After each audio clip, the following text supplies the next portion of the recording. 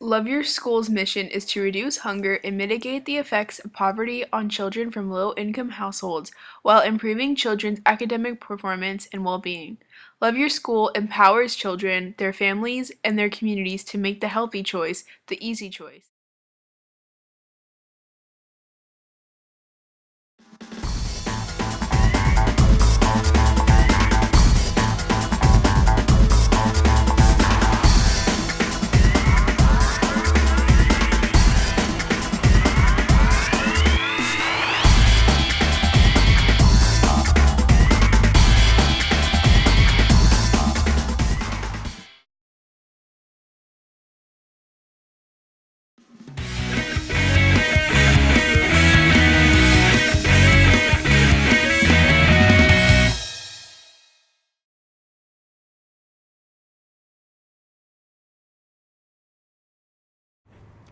When building the greenhouse, there are a lot of parts, and a lot of the larger parts are pretty similar to each other, regardless of what side they're used for the sides or the roof. And there's also a lot of small parts, so you want to make sure that you take care to do staging before the process starts. What our team did was you take everything out of the large boxes and then separate out the large pieces by front wall, side walls, and back wall and roof. So rather than going directly from the instruction page with all of the parts, we went through the instructions, and on the bottom it says which large parts are used, and we made sure that we had the right amount and the right pieces in each box. So then when we got to the construction site, we were able to lay out a tarp on each of the 4 sides and lay out the walls and the pieces for the roof so we wouldn't misplace them. In terms of the small parts, you want to keep them together with like parts. Keep them in their baggies and make sure you return them. You want to count them at the beginning to make sure you don't lose them and that you have enough.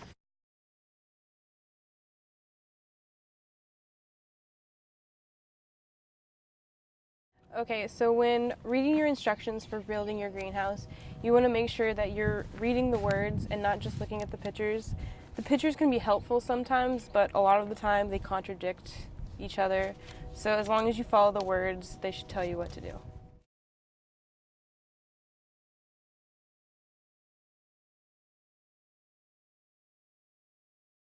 So, when you're wanting the roof to be stable, make sure you move profile by profile, pane by pane, and step, securing your brackets. That way the panes are both secure and straight. Well, the first thing you need to do is put the pier in there and level it. Make sure it's leveled by both axes.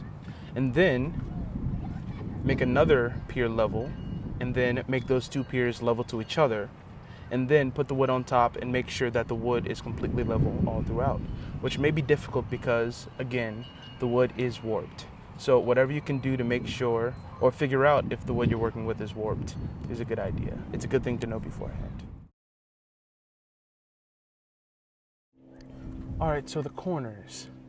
The corners are the first thing that you have to tend to after you've finished with the base, after you finish getting the 2x4s and the base profiles drilled down. So what you want to do is actually start with the front panel of the front side where the door will be. You want to start with one of the front panels and actually establish the corner before you start making the right wall, because the right wall is going to be the first step. But establishing a corner is extremely important because it's the least stable part. As you go down, you might want to actually start adding in gutter profiles, not securing them, but placing them on top for stability reasons. And while we're discussing stability reasons, when you first create the corner, I would personally put tape around the corner from pane to pane after it's been established, for added stability. Maybe the same tape for the packaging purposes I would use for this. It's kind of hard to get off, but I feel it's worth it.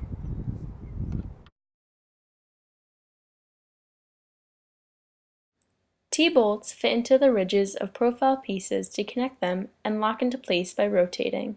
If you don't turn them the right way, you could strip them and then you won't be able to get the heads on. Sometimes you can screw them with your fingers, but sometimes you need to use this. to screw them in. You want to be careful when you're using the screwdriver because, again, you can strip them, which is... The typical greenhouse foundation is made up of 2 levels of 2x4 treated planks. However, if the ground is uneven or unstable, one of these levels can be replaced with larger planks of cedar wood. These planks should rest on level concrete piers.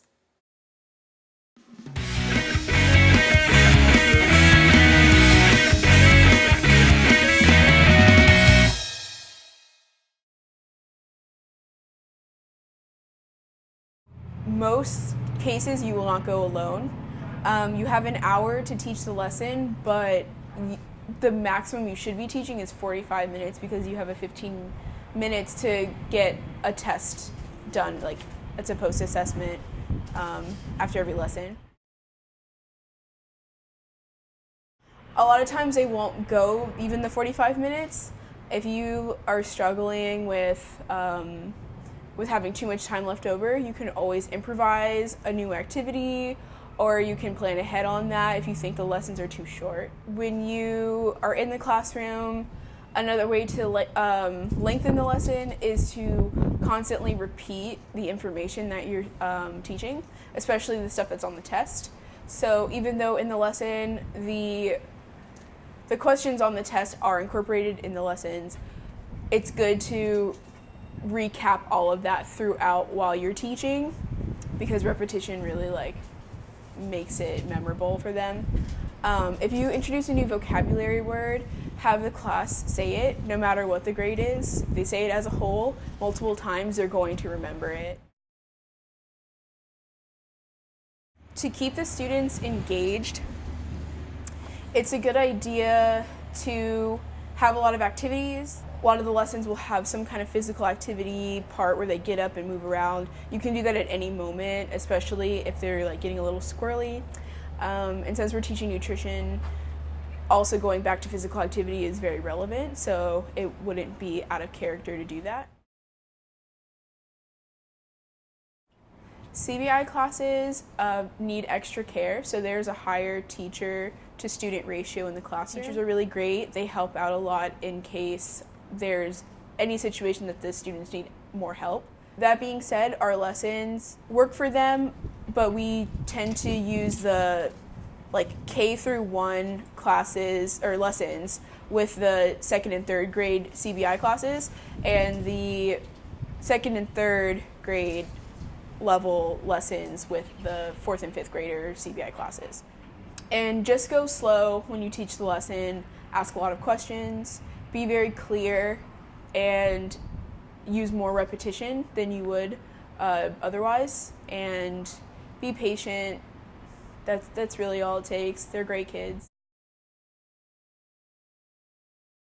So if a teacher leaves the classroom, we're legally not allowed to be left alone with the kids as independent Love Your School volunteers. So make sure that one of the 2 or 3 people in the room goes to try to track down the teacher and bring them back and let them know what the situation is, or B, make sure that the teacher knows that they should be sending in another teacher, staff member, security guard, something to cover the class while they're out.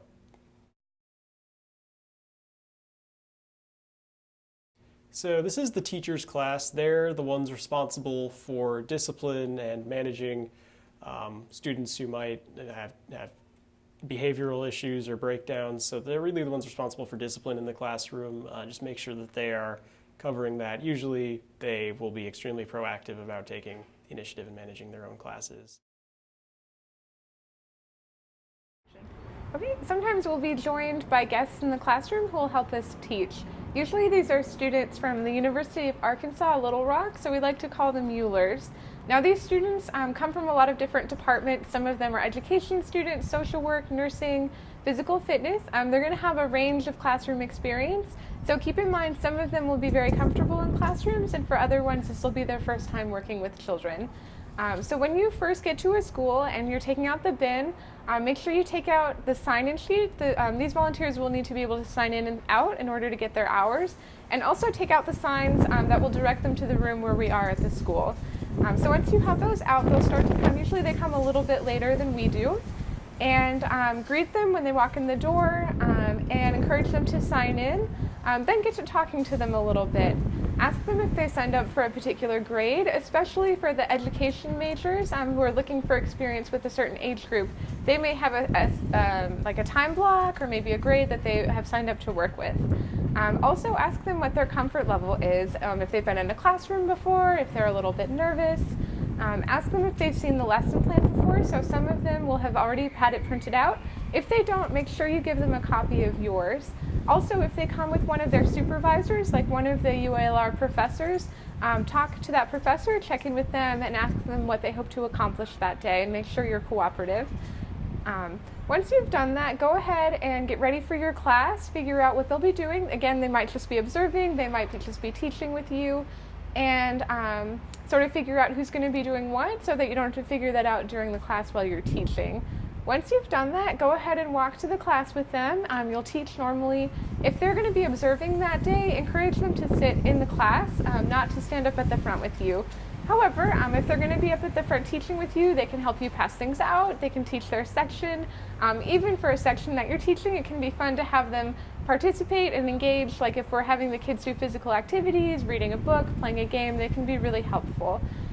So at the end of the class, make sure you and the ULER have picked up all the tests and put them in the folder.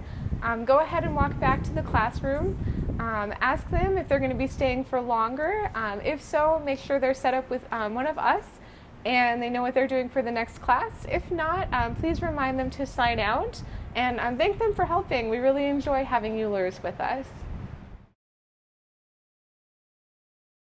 Defer to the teacher on their standards for classroom management. This includes how to, for example, bring students down to the carpet for a story time or something like that, and dismissing them from the carpet back to their seats. Typically, teachers have established methods for moving their students around the classroom, quieting them down, and of course, discipline.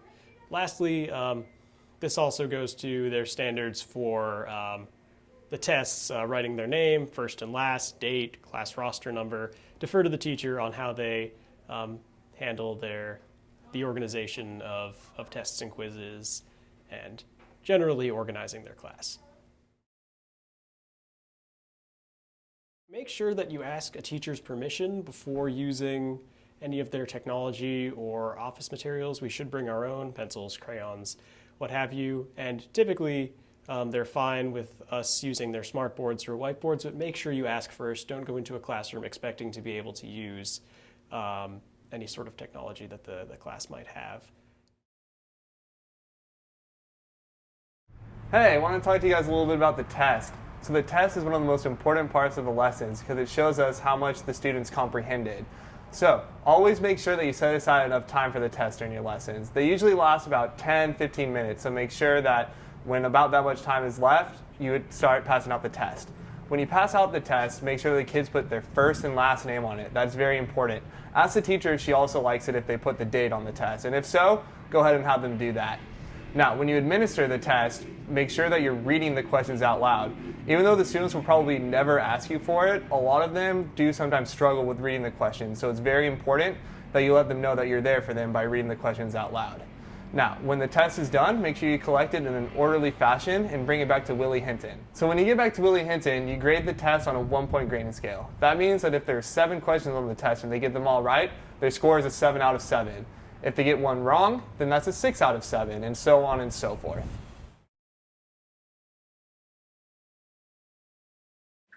Once the tests have been scored, the scores need to be added to the online database. Each school has a Google Sheets page on Google Drive. Within the database, each school has the grades, teachers, and students' names in that school. Locate the student's name and the lesson that has been taught. Enter the student's grade in the form of a fraction.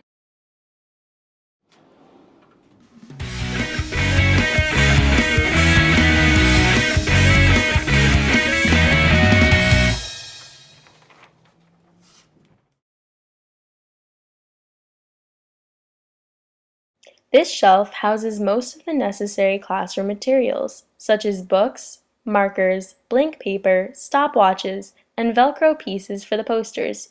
Each shelf is labeled. The other side of the shelf has boxes labeled with each school, containing folders for each class necessary to teach.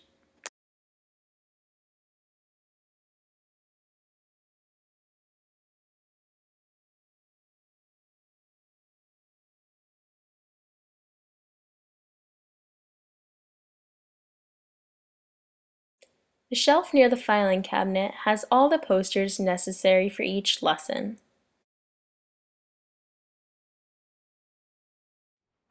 The filing cabinet in the corner has all of the necessary papers for each lesson.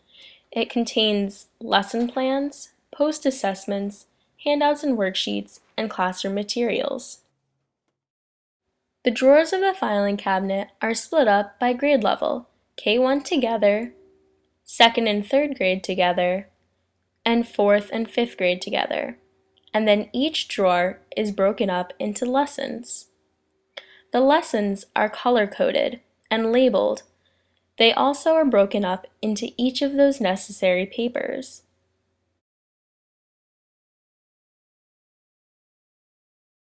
While the filing cabinet houses all of the papers, this grab-and-go station is an easy way to grab lessons and necessary classroom materials for quick packing. Each lesson has its own prep checklist that lists which posters, classroom materials, or handouts are needed for each grade level in that lesson. The first step in packing is to find the box for the school being taught.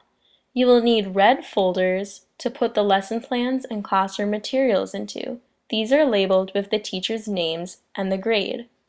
You will also need manila folders, which already have the post-assessments for the children. The manila folders are labeled for the teacher and the lesson being taught. The school rosters are located in master folders in each box for the schools. These tell you how many students are in each class and how many papers need to be put in the manila folders. Each red folder should be packed with 2 copies of the lesson plan and 2 copies of any necessary classroom materials. These are for the teachers to use when instructing the students. Do not forget to include the teacher instructions for kindergarten and 1st grade lessons.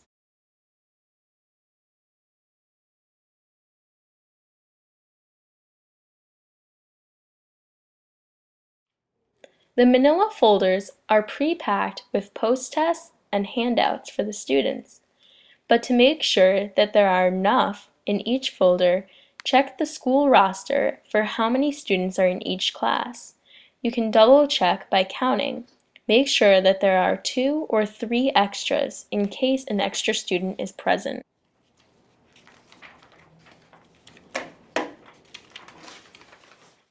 Look on the lesson prep checklist for which posters are needed for the lesson. These can be found on that metal rack. Once the posters are picked out, place them into the black portfolio to carry to the school. Assigning who will teach which classes ahead of time helps save time. Figure out how many teams of pairs will be teaching. You can then go through the time slots, listing off which team will teach when. Most schools have a team teaching 3 to 5 lessons. If there is a break, teachers can go help others or take photographs for the school.